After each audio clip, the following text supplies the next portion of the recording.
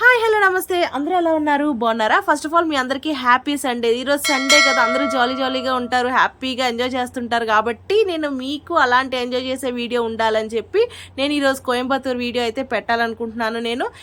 అదేనండి మన ఈషా ఫౌండేషన్ అదే కోయంబత్తూర్లో ఉంది కదా ఆది యోగి సో ఈరోజు అయితే మీరు ఫస్ట్ నుంచి లాస్ట్ వరకు వీడియో చాలా బాగుంటుంది ఎక్కడ స్కిప్ చేయకుండా అయితే చూడండి ఇప్పుడు మీరు చూస్తున్నది ధ్యానలింగం ఇది చూసారా నాగబంధం కూడా ఉంది నేను దీనికోసం కూడా నేను మీకు చెప్తాను ఇవి వచ్చేసి బులక్ కార్డ్స్ అది కూడా నేను మీకు చూపిస్తాను ఇంకోటి ఏంటంటే ఇక్కడ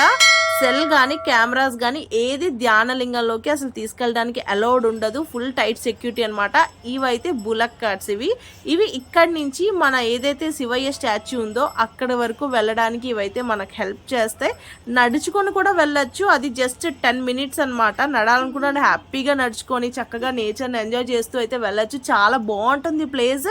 చాలా ప్లెజెంట్గా చాలా కామ్గా ఉంటదన్నమాట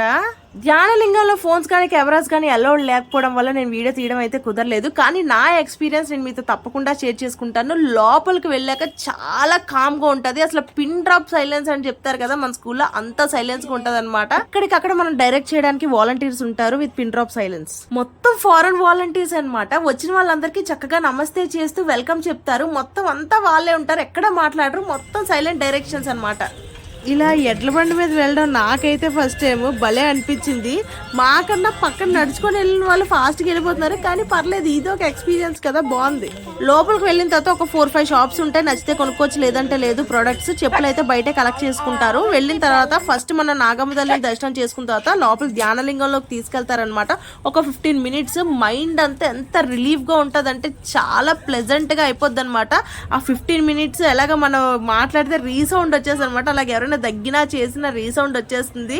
కానీ చాలా సైలెంట్గా ఉండాలి ఎంతో మైండ్ అనేది అసలు ధ్యానం చేసుకోవడానికి ఎంత రిలీఫ్గా ఉందంటే చాలా బాగుంది మనం మాటల్లోనే వచ్చేసాం స్టాచ్యూ దగ్గరికి చూస్తున్నారు కదా స్టాచ్యూ చుట్టూ ప్లేస్ ఎలా అయితే ఉన్నదో ఇక్కడ నుంచి చూస్తే ఆకాశాన్ని తాకుతున్నట్టుంది కదా శివయ్య స్టాచ్యూ లొకేషన్ అంతా మీకు చూపిస్తాను నా చుట్టూ ఇదంతా ఆ స్టాచ్యూ ఫ్రంట్ అన్నమాట ఇటువైపు కూడా చూపిస్తాను కొండలు ఉన్నాయి భలే ఉంది వ్యూ అయితే మాత్రం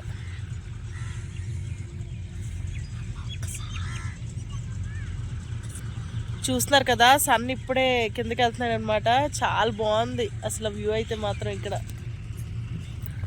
నా బ్యాక్ సైడ్ కనిపిస్తుంది కదా అదంతా పార్కింగే ఫుల్ వ్యాన్లు కార్లు అదంతా పార్కింగే చాలా పెద్ద ప్లేస్ ఉంది బ్యాక్ సైడ్ అంతా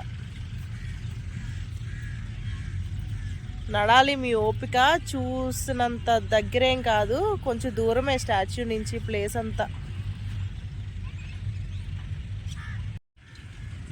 బాబా లొకేషన్ అసలు చూస్తున్నారు కదా వ్యూ ఎంత అదిరిపోయింది కదా అసలు మామూలుగా లేదే అసలు ఇందాక మధ్యాహ్నమే వచ్చేసాం కదా అప్పుడు ఎండ్లో నేను తీయలేదు అసలు యాక్చువల్గా ఈ మూమెంట్ కోసం చూస్తున్నాను అదిరిపోయింది కదా అసలు వర్షం పడితే మాత్రం ఈ ప్లేస్ అయితే ఇంకా అసలు చెప్పనక్కర్లేదు అసలు ఊహించుకోండి ఒకసారి వర్షం పడితే ఈ ప్లేస్లో ఎలా ఉంటుందా అనేది సూపర్గా ఉంటుంది కదా ఇక్కడ ఎవ్రీడే లేజర్ షో అనేది జరుగుతుంది ఎవ్రీడే లేజర్ షో జరుగుతుంది ఈవినింగ్ 7:20 అదే 7 నుంచి 7:30 లోపే జరుగుతుంది అనమాట స్టార్ట్ అవుతుంది 20 మినిట్స్ లేజర్ షో వర్షం పడితే మాత్రం ఉండదంట లేజర్ షోకి అసలు ఏం లేవు డబ్బులు ఏం పే చేయాల్సిన అవసరం లేదు అదిరిపోయింది కదా లొకేషన్ అదృష్టం ఉండాలబ్బా నిజంగా చెప్తున్నాను నేను ఈరోజు అలా ఫీల్ అవుతున్నాను అనమాట అదృష్టం ఉండాలని